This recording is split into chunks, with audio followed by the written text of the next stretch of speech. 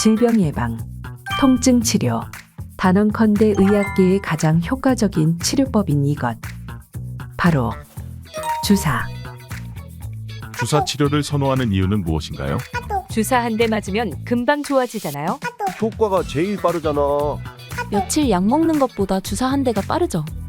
그래서인지 사람들은 빨리 낫고 싶을 때 병원에 가서 흔히들 이렇게 말하곤 합니다. 선생님, 그냥 주사 한 대 놔주시죠?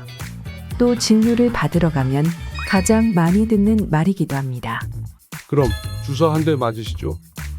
그런데 말입니다. 여러분은 주사를 맞을 때 어떤 주사인지 되물어본 적 있으신가요? 지금은 당연한 치료법 중 하나로 여기지만 사실 지금에 이르기까지 주사 치료의 역사는 많은 발전을 거듭했습니다. 고대에도 원초적인 형태의 주사기는 있었습니다.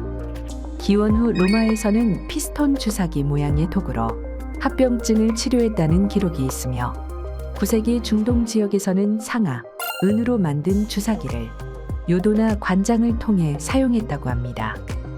하지만 지금의 주사 치료와 달리 대부분 인체에 있는 구멍을 통해 약물을 넣거나 피부를 째고 그 상처에 약물을 주입하는 방식이었죠. 그래서 19세기경 지금과 같은 주사기가 발명되었을 땐 피부를 째지 않고도 치료 효과를 볼 수 있다는 점에서 그야말로 획기적인 등장이었는데요. 현대에 이르러 더욱 발전을 거듭한 주사 치료는 이제 수술을 대체하는 비수술 치료로 주목을 받고 있습니다.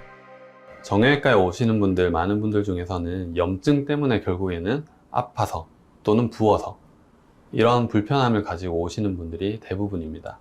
그래서 이 주사의 많은 목표는 염증을 가라앉히는 것입니다.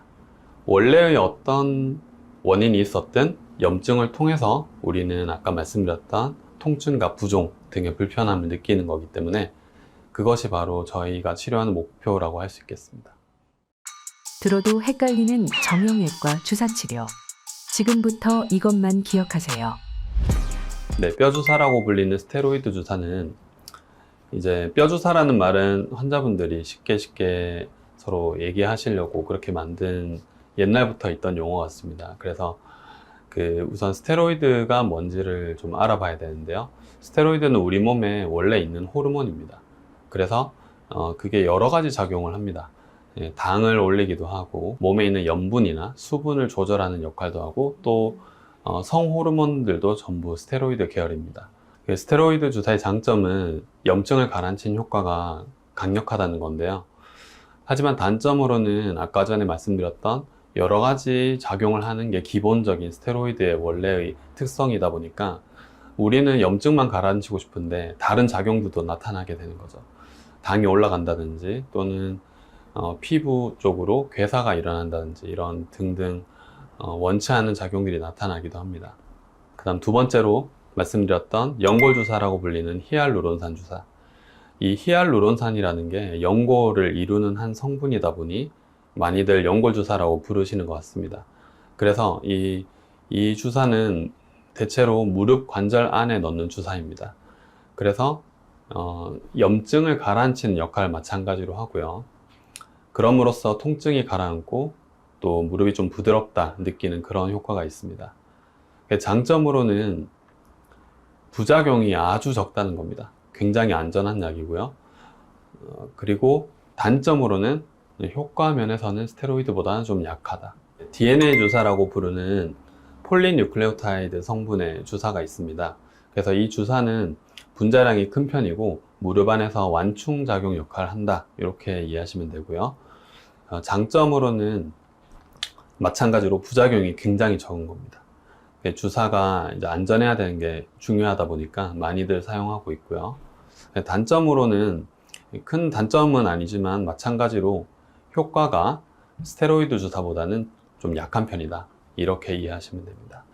프롤로 주사는 다른 말씀드린 주사와는 다르게 오히려 염증을 일으키는 주사입니다. 왜 염증 때문에 병원을 오고 가고 하는데 염증을 일으키는 주사가 있느냐? 일단 목적 자체가 다르다고 보시면 됩니다.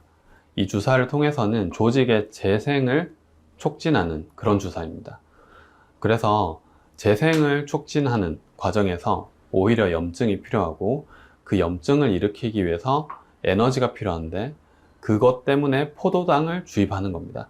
이 포도당을 주입하는 농도가 어느 정도 의학적으로 정해져 있는데 그래서 손상된 힘줄이나 인대의 주로 뼈 부착 부위에 주사를 하게 됩니다. 이 줄기세포 주사는 특히나 최근에 무릎 안에 줄기세포 주사를 하는 것이 친의료기술로 나와 있는 게 있습니다. 이것은 내 골반에서 골수를 채취해서 이거를 농축시켜서 주사를 하는 건데요. 이 목적은 염증을 가라앉히는 것입니다. 주로 관절염 중기 환자분들한테 사용을 하는데 관절염을 진행을 막거나 그렇게까지는 못하지만 하지만 수술하기는 애매하고 그리고 대체로 다른 주사들로 효과가 없을 때 이 줄기세포 주사로 큰 효과를 볼 수 있습니다. 아는 것이 득이 되는 주사의 세계.